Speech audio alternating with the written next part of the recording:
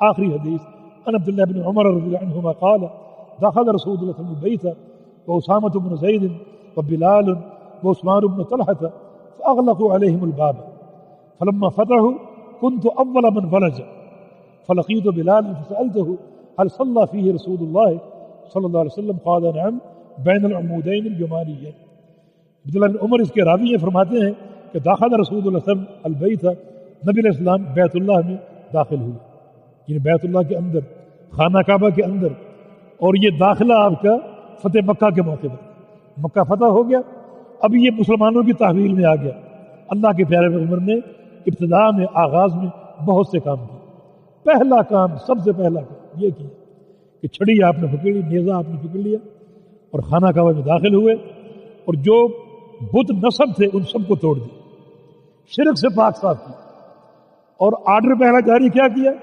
امیر المومنین علی بن ابی طالب کو حکم دیا کہ جاؤ مکہ کی ایک گلی میں، ایک ایک چوک چوراہے میں، ایک ایک گھر میں، اور جو مورتی نظر آئے سب کو توڑ دو، مسخ کر دو، اور جو اونچی قبر نظر آئے اسے زمین کے برابر کر دو. یہ حکم دیا، یہ آپ کا پہلا آرڈر تھا. معنی یہ ہوا جو اسلامی ریاست تشکیل پائے گی اس میں امیر کا پہلا کام یہ ہے کہ اس ریاست کو شرک سے پاک کرے. تو آپ کا عمل کیا تھا؟ بتوں کو توڑا. آرڈر کیا تھا؟ علی کو بھیجا ایک ایک صورت کو اور بت کو مسخ کر دے اور قبر کو سطح زمین کے برابر کر دے.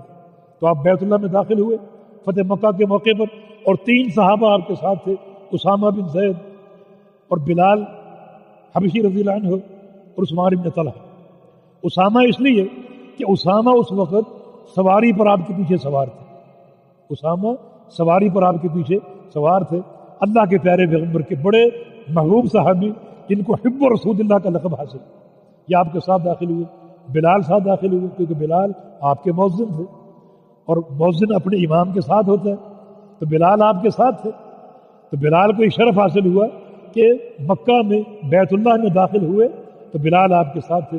اور تیسرا عثمان بن طلحہ اس لیے داخل ہوئے کہ بیت اللہ کی چابی ان کے پاس تھی، خانہ کعبہ کی چابی عثمان بن طلحہ کے پاس تھی، اور عثمان بن طلحہ کے خاندان کے لیے.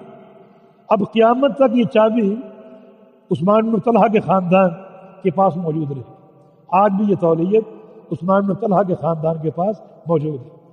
چونکہ یہ تینوں صحابی ساتھ داخل ہوئے تو اغلقوا علیہم الباب، دروازہ بند کر دیا.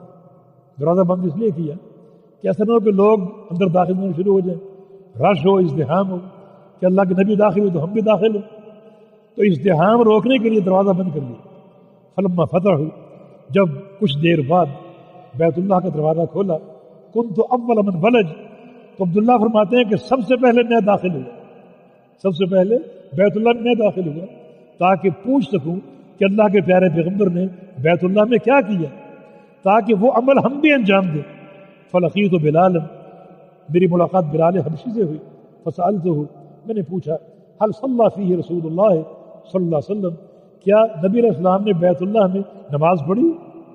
قال نعم، جواب دیا کہ جی ہاں. بین العمودین الیمانیین، ان 2 ستونوں کے درمیان جو یمن کی طرف ہیں، یمانیین جو یمن کی جہت کی طرف ہیں، ان 2 ستونوں کے درمیان آپ نے 2 رکعت نماز پڑھی ہے. اس دور میں ان دنوں بیت اللہ 6 ستونوں پر کھڑا تھا. 6 ستون تھے، آج 3 ستون. تو نبی علیہ السلام نے 2 یمنی ستونوں کے بیچ میں نماز پڑھی.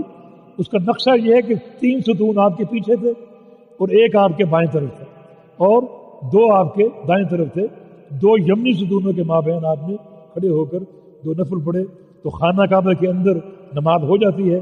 وہ لوگ غلطی کے شکار ہیں جو بیت اللہ میں نماز پڑھنے کے قابل نہیں. ایک حدیث بیان کرتے ہیں کہ بیت اللہ کی چھت پہ نماز نہیں ہوتی، مگر وہ حدیث ضعیف ہے. تو یہ عمل اللہ کے پیارے پیغمبر نے بیت اللہ میں انجام دیا. کسی کو اگر موقع مل جائے بیت اللہ میں داخل ہونے کا تو اندر جا کر نفل پڑھ سکتا ہے. یہ اللہ کے پیارے پیغمبر کی سنت. انشاءاللہ آج اسی پر اکتفا کرتے ہیں. اللہ تعالی ہمیں علم نافع اور عمل صالح عطا فرما دے. اقول قولی ھذا واستغفر اللہ لی ولکم وآخر دعوانا ان الحمد للہ رب العالمین.